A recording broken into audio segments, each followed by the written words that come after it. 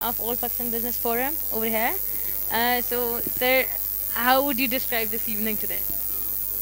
Wonderful evening. It's something that we've been working for a while. We have at this point about 8 chapters all over Pakistan, and this is the Islamabad event. And I'm very happy to see representation from all parts of Pakistan, dignitaries, diplomats, ambassadors, notables, journalists, um, government functionaries. So a wonderful gathering. Very pleased. Five MOUs are going to be signed today. So, if you can highlight all of them, please.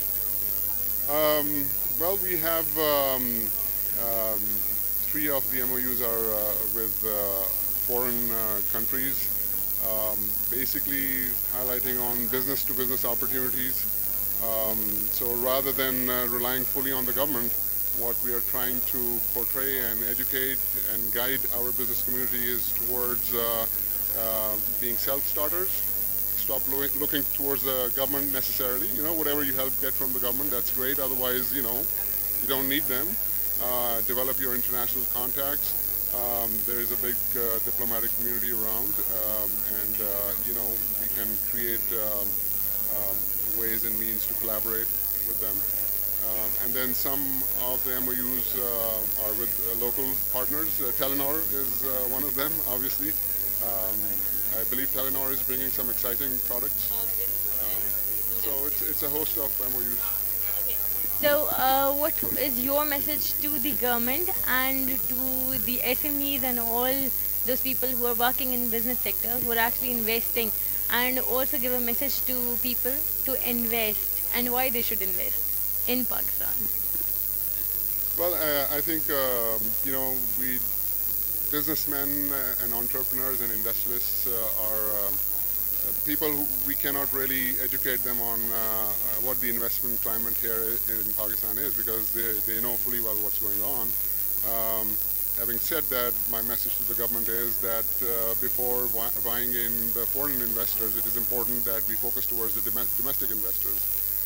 If the investment is going to come, it's going to come from the local people first. So you have to look upon the issues that they're facing. Today, Pakistan is 128 out of 189 countries in ease of doing business. With this kind of rating, what happens is that if you're doing business in Pakistan, you are at an extreme disadvantage because of the hurdles that you face in launching your business, in registration, and once you register, then there's a long list of government departments that come and start knocking on your doors and telling you that you cannot do business here. This does not happen in other civilized countries in the world. So my message to the government is to collaborate with us. We know what the atmosphere should be in Pakistan. We've worked in different countries in the world.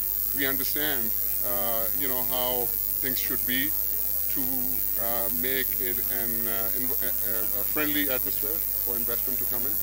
And my message to the business community is that they really need to be self-starters. They really need to uh, stop looking towards the government for everything. Government has its own challenges, but that does not mean that we should not be self-starters and move on our own. And suggestions for the new entrepreneurs, the young entrepreneurs? The young entrepreneurs are the lifeline and fresh blood for this country. And I am amazed to see. You see, one of the things that I'm witnessing is that the young people, they're going abroad and they're coming back. 15, 20 years ago, that was not the case. We would lose a lot of people. They just would not come back. It is really heartening to see that young people getting educated, getting experience, coming back to Pakistan. So that obviously is bridging the gap of capacity that we have in this country, right? So we need trained people. We need people with exposure. We need people with ideas. So this is what young people bring in. So we are quite hopeful from our youth. Absolutely. I mean, that is our strength. Okay, thank you very much, sir. It was an honor to have you with us. Thank you very much.